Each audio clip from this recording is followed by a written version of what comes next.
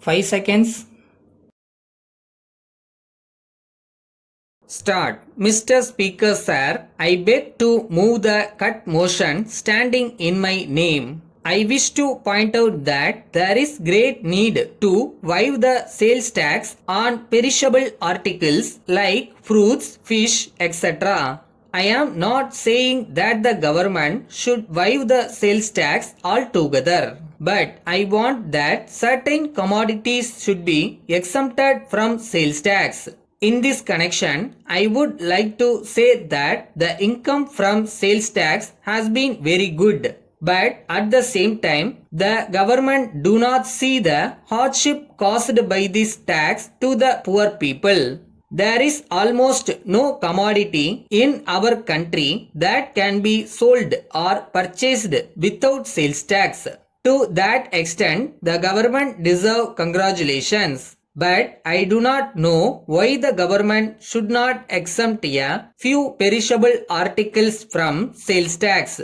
As we know, a man's basic requirement is food, and I am sure that if sales tax on food is waived, there will not be much loss of income for the government. We have no quarrel with the government if they come forward to impose a higher rate of sales tax on luxuries. There are certain luxuries like motor car, diamond and gold. We have no objection if they are taxed heavily. The rich man who comes forward to purchase a motor car can pay a little more if it makes up the loss sustained by the government by exempting the articles that we have asked for from sales tax. So, the policy of the government must be to tax the rich more and to tax the poor less. Then, I would like to touch upon the hardship caused to the merchants by the imposition of multi-point sales tax. The government have not accepted our suggestion that there should be no multi-point sales tax, and they have failed to rectify the mistakes that are pointed out by us. The whole process of taxation goes on from the wholesaler to the retailer and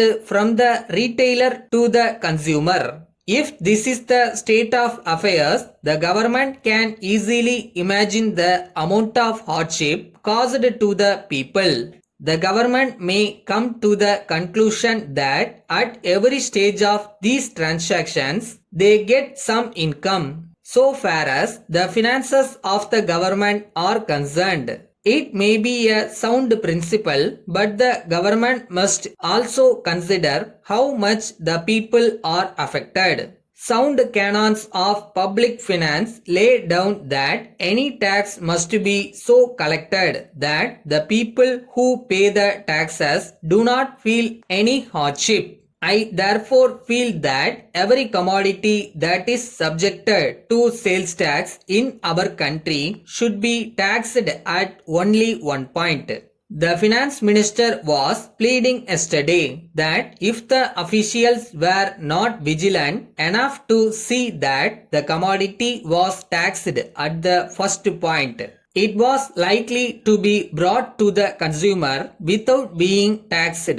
But the government need not think that their officials will be so careless. The finance minister was good enough to mention yesterday that there were a few commodities like cotton and cigarettes which were being taxed at one stage only. I would ask him whether these are the only commodities that go to make up the living of a man.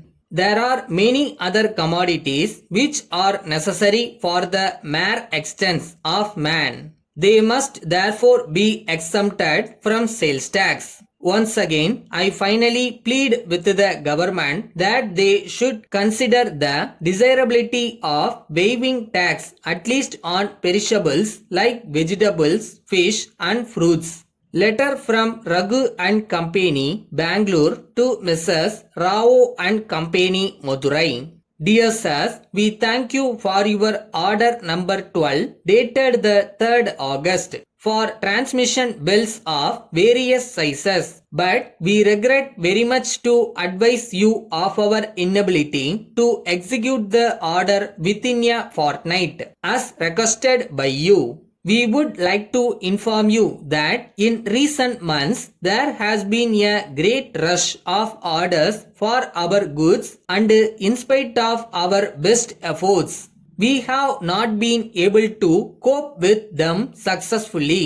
As a matter of fact, our factory is fully booked with orders already on hand, and we think that it will take at least a month to clear them. However, we would like to point out that we are making every effort to speed up delivery of goods, and in fairness to all our customers, all orders are being handled in strict rotation.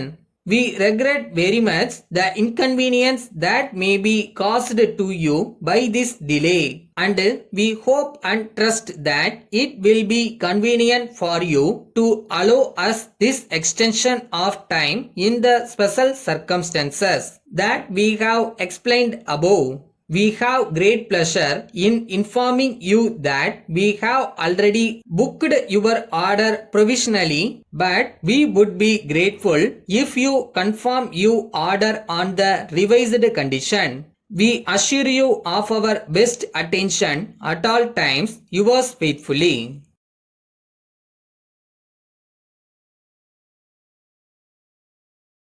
உங்களோட பாசிட்டிவான சிந்தனை, தன்னம்பிக்கை இதுதான் உங்களை வெற்றியை நோக்கி கூட்டிட்டு போகும். நீங்க நினைச்சா எதை வேணாலும் சாதிக்கவும் முடியும்.